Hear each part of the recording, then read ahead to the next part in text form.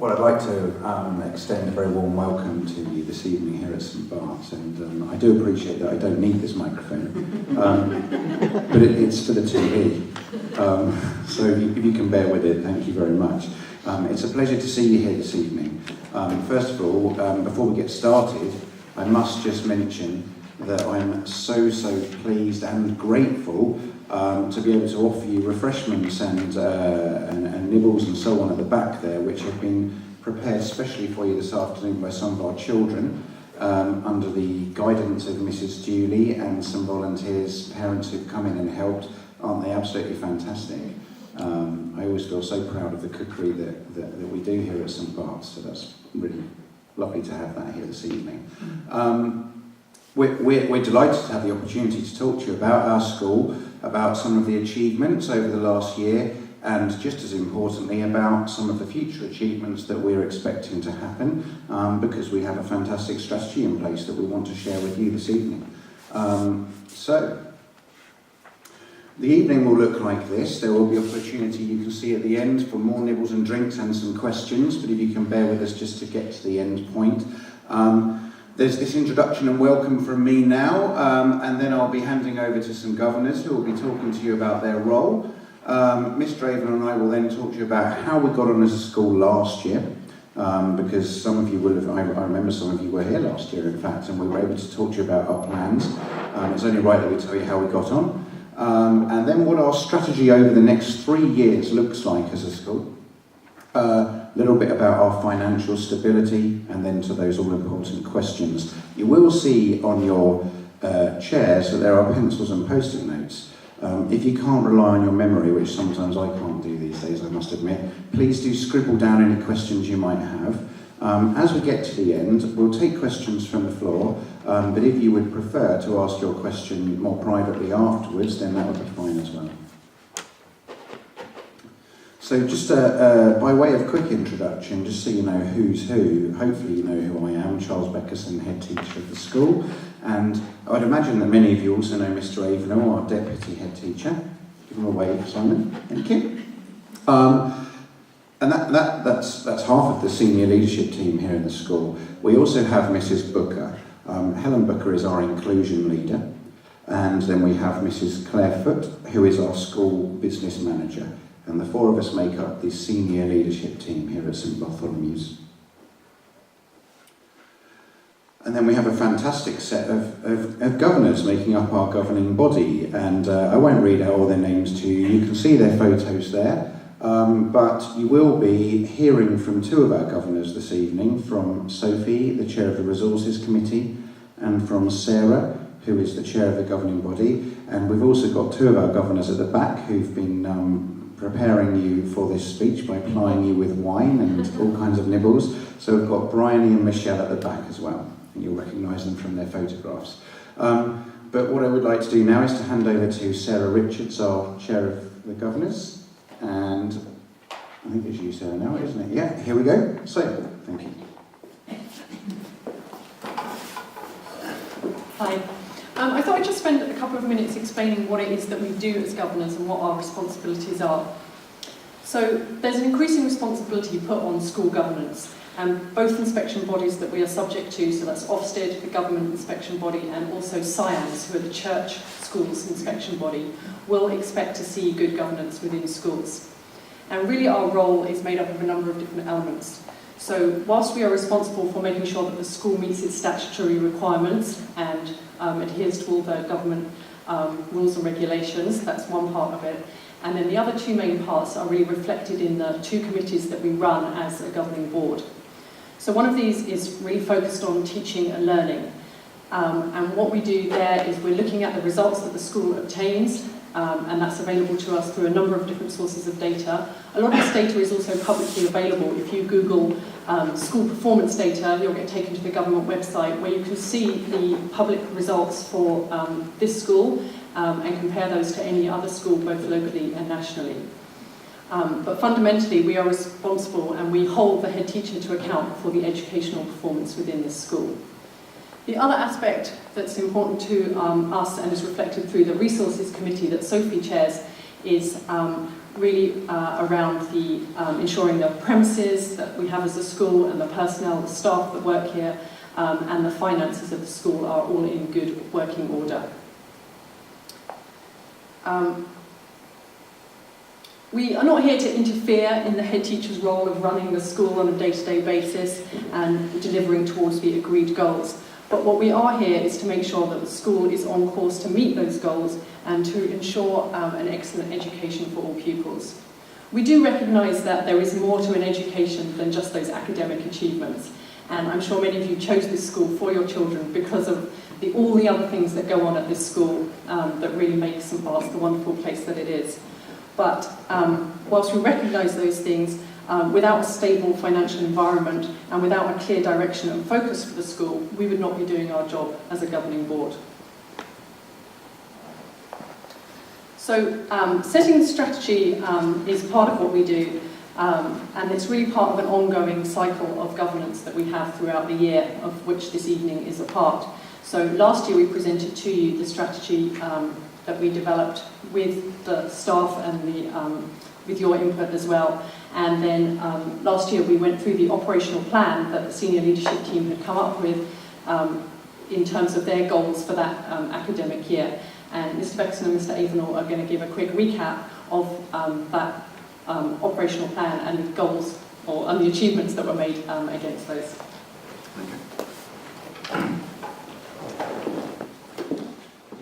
So I recognise that some of you were here last year and we were able to share what our intentions were for the year, and of course some of you weren't here.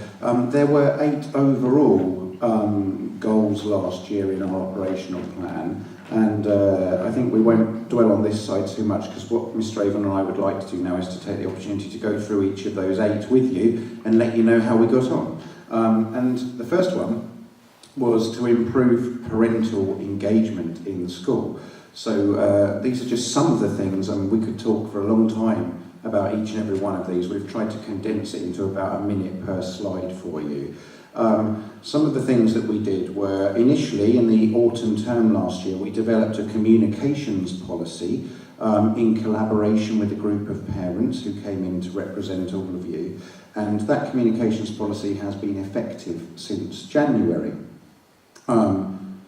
Every 2 weeks you'll know that we write to you. I write a head teacher's newsletter to you, and one of the things that we've been including since last September is an update from each phase in the school on what the children have been learning, what they've been up to, what they might be doing next, and we hope you find that really helpful.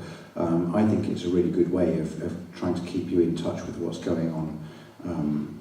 The school leaders, the school leadership team, and that's not just Mr Avenall and myself, but also our middle leaders. When I say our middle leaders, I'm talking about our phase leaders, which are Mrs Hollier in early years and Key Stage 1, Mrs Eden in lower Key Stage 2, and Mr Orphanodakis in upper Key Stage 2. They have been meeting with the parent reps every half term, and that's been an opportunity for us to share news about learning with you, about what we have done, about what we will be doing, and also it's been a fantastic way of being able to, for you, via your parent reps, to give us some feedback or to ask us some questions. And I do hope that you've found it useful then to read the minutes of those meetings afterwards, and I think the two-way communication there, certainly from my point of view, has been much improved. Another thing that we introduced last year, which seems to have been a big hit, are termly open afternoons, where you've been able to come in and look at your children's work with them. It's certainly been a pleasure for me to feel the buzz in the school when you come in and that you're in the classrooms and looking at their work and talking to their teachers and walking around, and I think it's been fantastic. So big thumbs up from me, and I've had lots of feedback from many of you that you've enjoyed that. In terms of the impact of our work on parental engagement, again, I could talk to you for a long time, but to try to keep it quite brief, obviously I speak to you fairly often, and you fill in your views on slips that we send out and so on, and we've conducted some questionnaires. One of the questionnaires that we encouraged you to complete was the Ofsted questionnaire. There's 12 questions on parent view, and a huge number of you did complete that questionnaire, And I think just two of the areas that I think were quite well linked to parental engagement were that 89% of you would recommend our school to another parent, and 86% of you believe that your children make good progress in the school. So it's not quite 100% yet, and we're going to continue to get there, but we're very pleased with those figures so far. Over to you, Mr. Avenel. So the second target that we were working on was to develop growth mindsets in the children's learning and for the staff as well. Children have been taught how to have a greater growth mindset and to be more resilient in school in their learning, and we've taught them how that this actually leads to greater achievement as well, and we celebrate those achievements in Monday worship every week. Resilience has been a strong curriculum driver in the school for over a year now, and it's embedded across the whole school. We see, I think you see it as well if you walked around the classes, if you have the opportunity to visit the classes, you'll see resilient learners in every single classroom that you visit. Children are taking greater ownership over their learning as well, taking responsibility for their targets. We see that every lesson, but that's something we're still working on as well. A growth mindset is just as important though for staff as well, as we have implemented the new curriculum over the last couple of years. I think it's been ever more challenging for all the staff involved. And through Confederation meetings, we work hard together with the other schools in our Confederation to develop a shared understanding of assessment to meet the new expectations of the curriculum and to ensure that we get continuity across all the schools in that Confederation. So the third one, to improve the learning outcomes for SEND children. Obviously SEND is an acronym, so I'd just like to explain that for you. It stands for Special Educational Needs and Disabilities. Now, you may not be aware, but there's a code of conduct for SEND across the country, and that was revamped in 2014. So one of the first things we've had to do over the past couple of years is to really re-establish, establish the new definitions of SEND according to our current government, and then to build those into our school policy, and to update our SEND register of children accordingly. So we've done that, and our inclusion leader, Helen Booker, has led lots of fantastic CPD, continuing professional development, for our staff team to ensure that they can identify children with SEND, and then once they've identified them, to help those children to overcome any barriers to learning that they might have. We have plans underway to introduce fully inclusive classrooms. Inclusion is something that we are very passionate about here at St Barts. We are focusing on the highest possible expectations for all learners. It links back to differentiating the work for the children effectively and ensuring that every child knows what they need to do to improve, where they can get their support, and how they can continue to develop their own independence in their learning as well.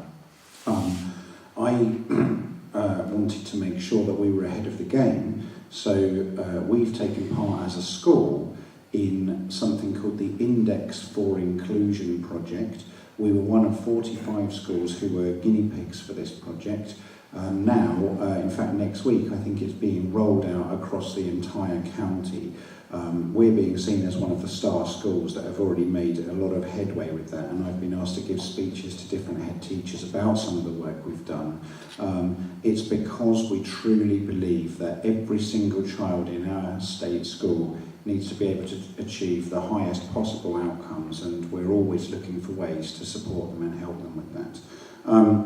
Some of the impacts so far: the differentiation in the lessons to ensure that all children can receive their entitlement to education and do the very best they can. The differentiation has greatly improved, but it does remain a focus.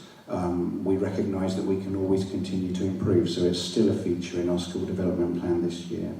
And I think another one of the sort of early impacts that we're noticing is that not only are the adults, the teachers and the LSAs, and indeed yourselves as parents, not only are you aware of what your children's targets are and what they need to do to improve. But the bit that we're really pleased about is how we've actually been handing some of that ownership over to the children themselves, using child speak, child language, to get them to own and understand their own targets and to be able to talk the language of learning with us and to say, I know what I need to do next, I know what I'm working on. Oh, I've used my full stops in my sentences, or I know my fractions now, or I understand my times tables or how to use them. And we're really trying to build that into the children's vocabulary, their own sort of learning language. The next target was all about furthering development for staff training, and as a group of staff, we understand that we are learners too, and we are always endeavouring to improve our own performance. We've developed CPD across the school for all staff, looking at individual training, which is very personalised for individual teachers, but we've also worked hard on training for the whole school. We identified areas in which the whole school were finding things a little harder than they'd like to. So we've improved the teaching of music, for example. We had a whole school training day for staff, and to specifically look at teaching of musical instruments as well. We've also engaged in training about grammar as well, to improve the teacher's subject knowledge as the curriculum became harder.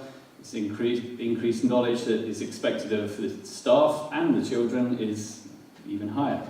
As a result of the training, the children are now experiencing higher quality music lessons and are all now learning instruments across the whole school. We've also developed systems across the school to share best practice. So in our staff meetings, we've been giving each other hints and tips and sharing best practice. We have a notice board in the staff room, again, where we share information about courses in which we can further develop ourselves. And we also have a shared area on the computer system, again, a place where we share best practice and ideas of how to teach things. Our grammar training has resulted in more confident teaching, and that's been observed by teachers who have walked through lessons. And our SATs results in particular as well, at the end of Key Stage 2, our SATs results for grammar were above the national average, well above in fact, and also above the Surrey average as well. Inference training as well has been implemented to improve the quality of guided reading and reading with children. And this is continuing on this year, and it links into some of the plans that we have in place already to improve the questioning that we use in reading.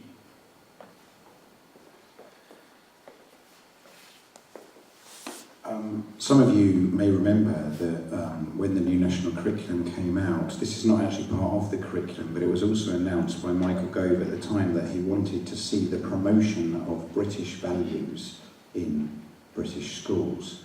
So that's something that we've been working very hard on. It's been quite good fun for us, actually. We kicked it off as a staff by talking about our school and the British values and trying to ensure that we captured all the things that we were already doing that we felt encapsulated those British values in our school. And then we also talked about the things that perhaps we weren't doing that we could build in and improve things further. And from that, we created a policy document, our British Values Policy Document.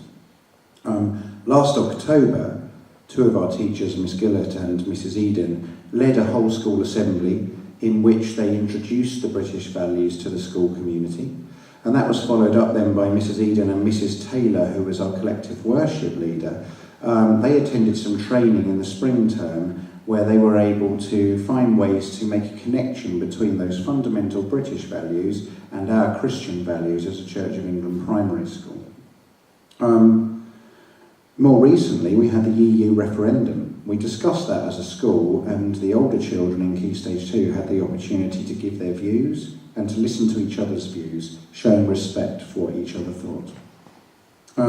The impact so far is that, well, for one, children and staff are now well aware of the British values. I wonder if you are. One of them is democracy, which, to be honest, I quite often feel the ancient Greeks could claim that one, but apparently it's a fundamental British value. There's the rule of law, individual liberty, and respect and tolerance of each other's beliefs. And I don't think we can argue with any of those.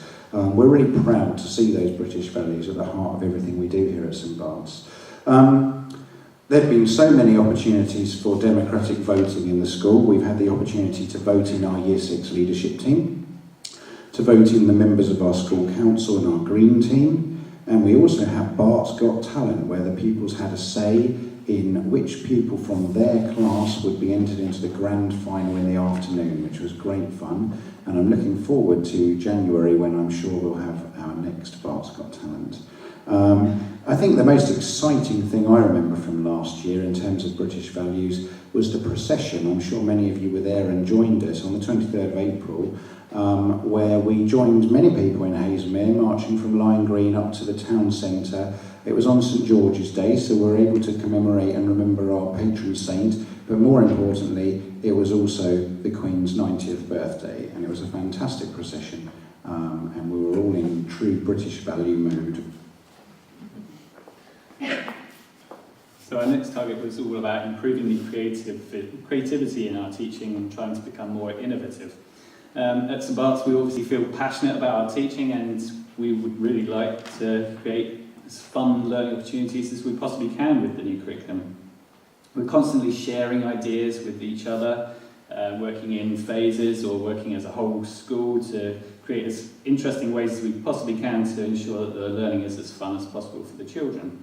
One example is that during one of our grammar insets, is that we talked about fun ways to make or ways to make grammar fun, which sounded like quite a challenge at the beginning, but we soon came up with lots of games, lots of ways in which we could include it in the writing. If you've ever seen a Year 6 grammar test, it's very much tick box and circle words. But we believe that we're not going to teach the test here. We're going to make sure that the children really understand it and actually can have some fun with it as well.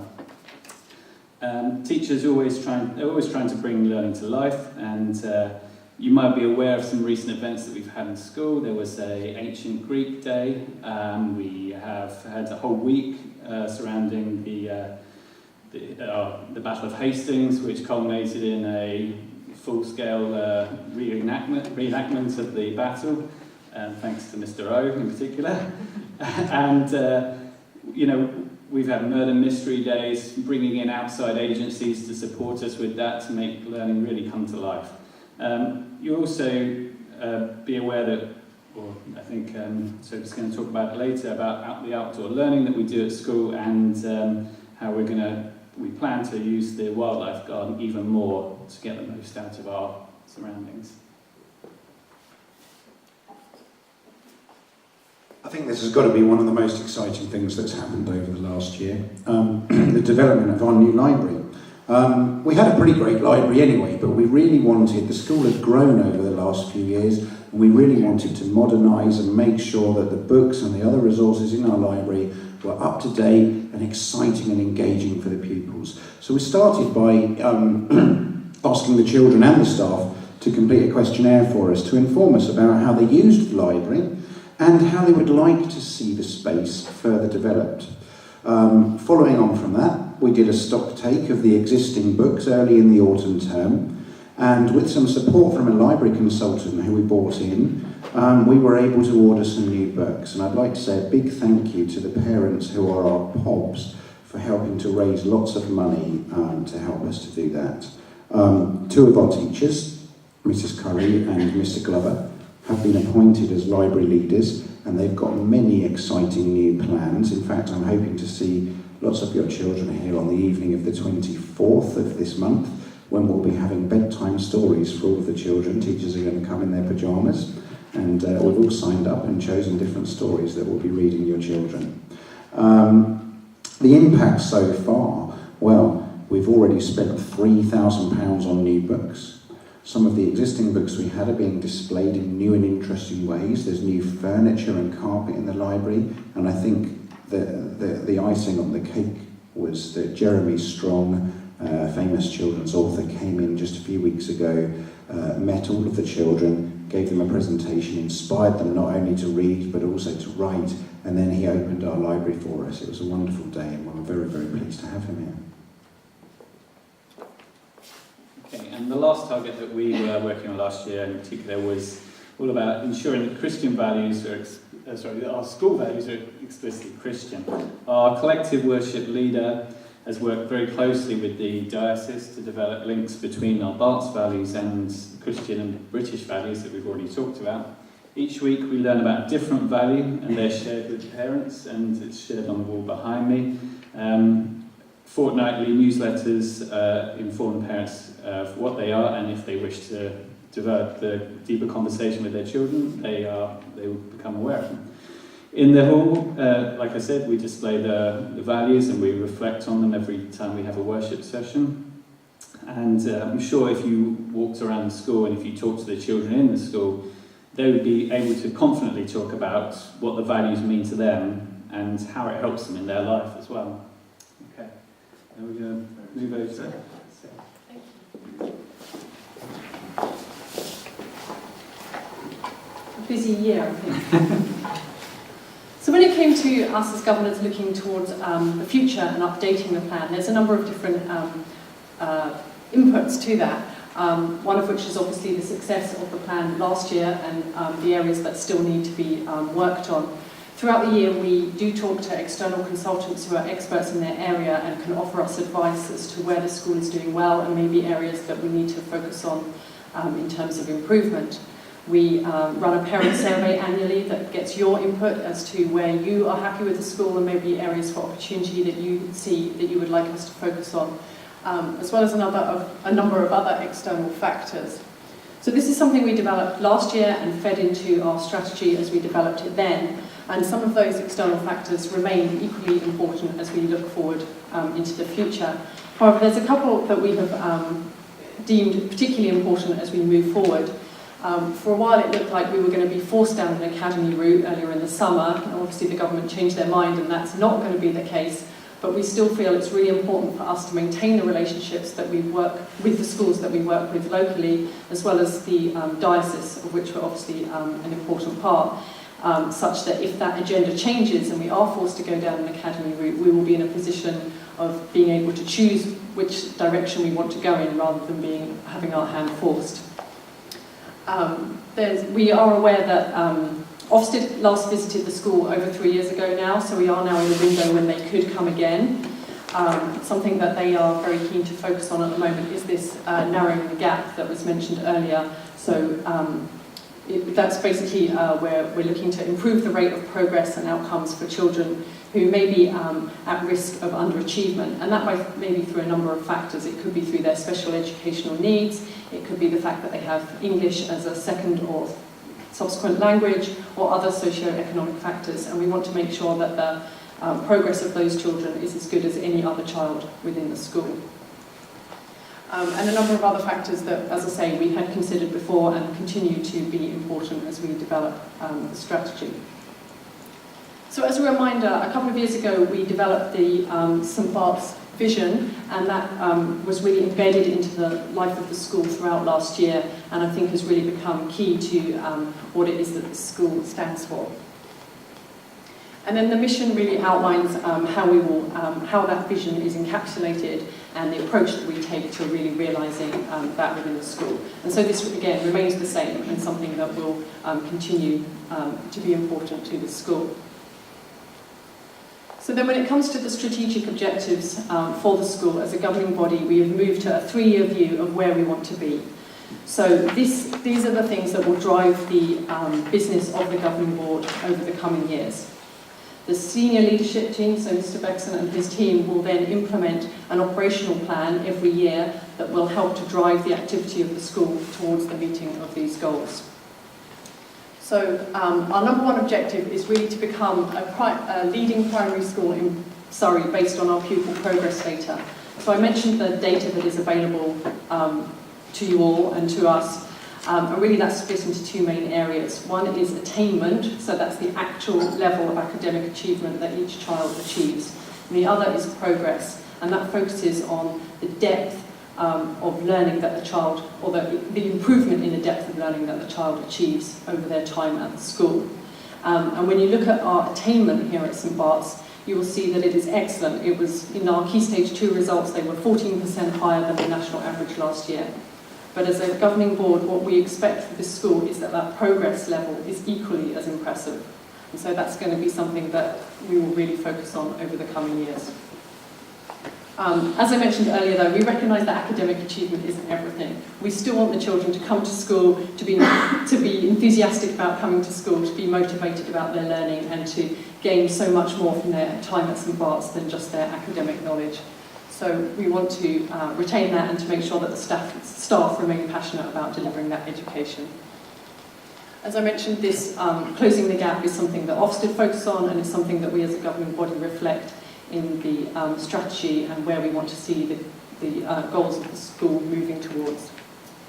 The learning from mistakes culture is something that was introduced last year and was covered earlier in terms of the growth mindset and the implementation of that, and the understanding that it's okay to try and to try again, and maybe it's only at the third attempt that you succeed, and that's something that we are continuing to make one of the objectives within the school.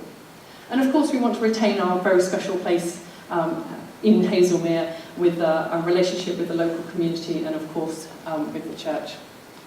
And then finally, we can't do any of this without making sure that we have a strong financial underpinning. A few years ago we were in a very fortunate position and we had a budgetary surplus. With the inevitable cuts in funding from the government, we are not in such a rosy position now. We are in a stable position, but if we don't keep a close eye on it, that's something that we will need to address. And Sophie's going to cover that in a little bit more detail now.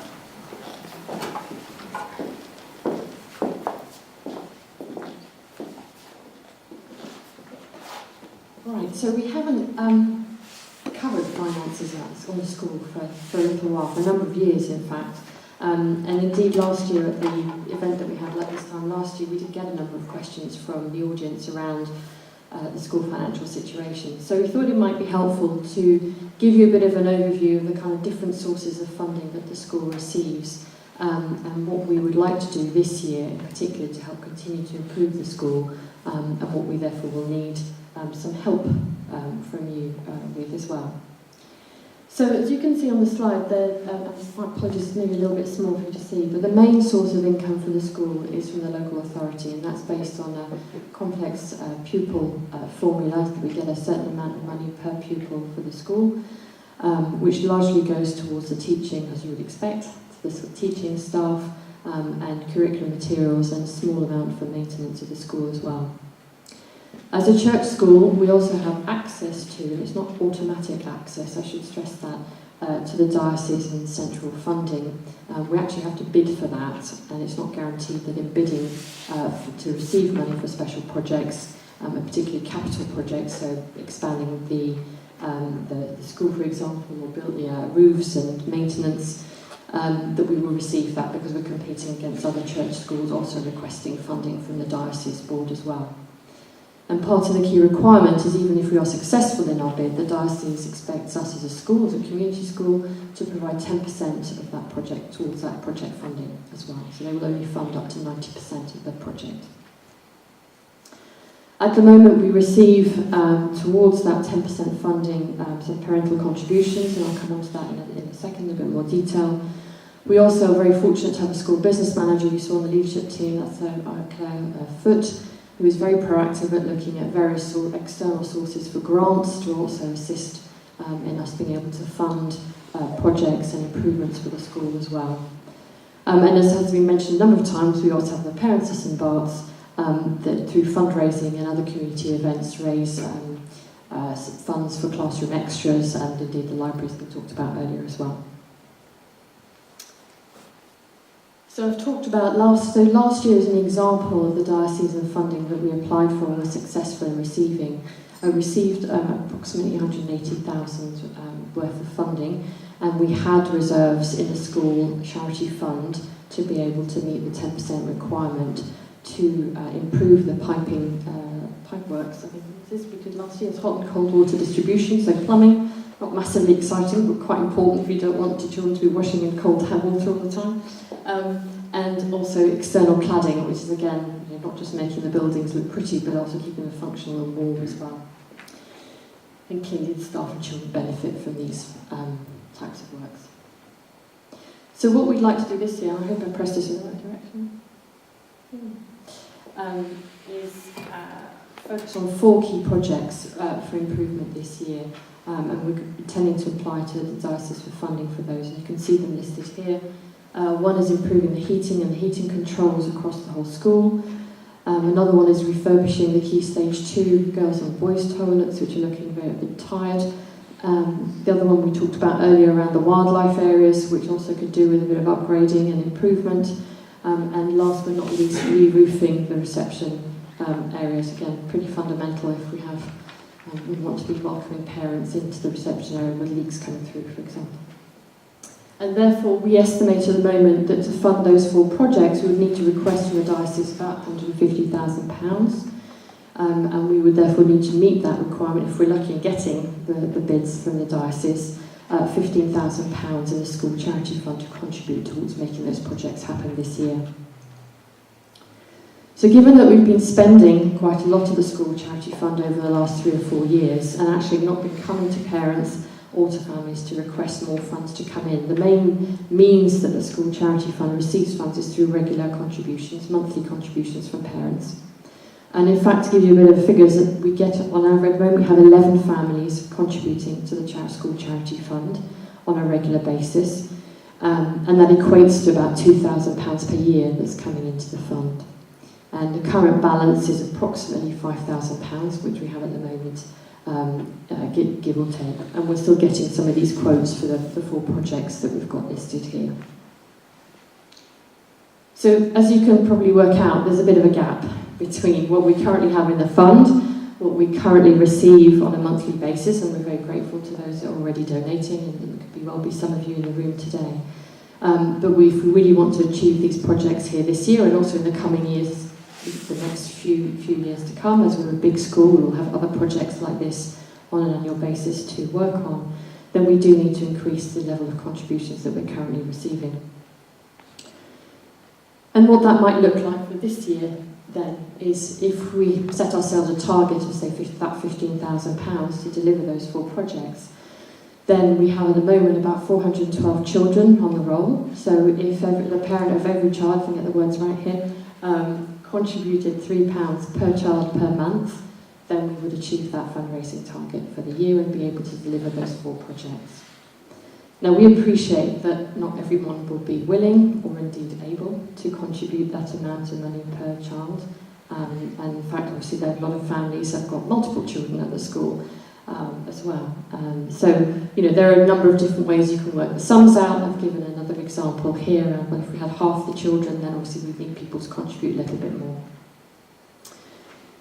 We are also exploring as a governing body other means of getting regular donations, and we're discussing, in fact, at one of our committee meetings next week, and have done earlier in the year as well, looking at maybe reaching out to alumni parents of St Barts who may be interested and willing to provide regular contributions as well, and indeed looking at other sources of, say, business sponsorship in the community. Sarah, Mr Overall mentioned our special position in the community, and many of you work in the community for businesses too, so we're very open to other ideas and suggestions for sponsorship to help increase and help us to reach that target more easily. I'll come on to one of the new means, because historically we've done this very much in a paper-based system, which has been actually quite time-consuming, I think, for everybody involved, both for you as parents to remember to complete the form, but also for us to administer and claim things. And we have now set up an electronic means of gathering those donations, and I'll come on to that in a second. I think the other thing we'd like to commit to here today is actually providing an update. So it's one thing standing up here and asking for some money, in effect, that's what I'm doing today. But I think with that comes a commitment and an expectation that we'll provide you with updates on how we're doing, not just on increasing the funds in the school charity fund, but also on how successful we are delivering those projects and on receiving the funding from the diocese. I think historically, as governors, I think we've been a bit more sporadic, probably the right term, in providing those communications to you, and we were planning to do that on a termly basis to provide you progress and welcome feedback on how that's going as well as we move through the year. So in terms of the electronic site, there's also actually handouts and leaflets for you to take away to read at leisure with a bit more information.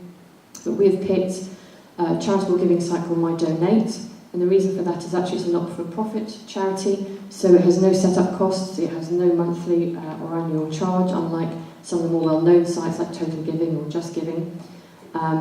Just Giving and Total Giving also charge fairly high transaction charges, about 80p, 90p per transaction, and the only thing My Donate does take is a 10 to 15p transaction charge. So actually, all in all, we felt that was going to be the best source for us. The key benefit of donating through this means is actually we can then claim as a charity and as a registered charity, the gift aid on that, which is an extra 25% of what you contribute. So it then also helps to get us nearer to that target with obviously less contributions for parents.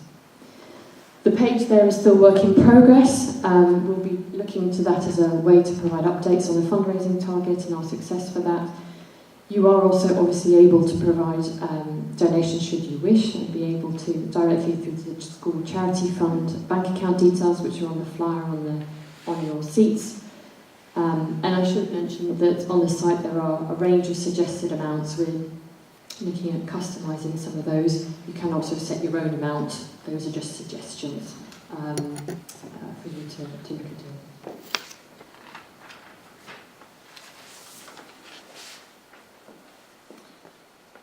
So that was it for the finances piece.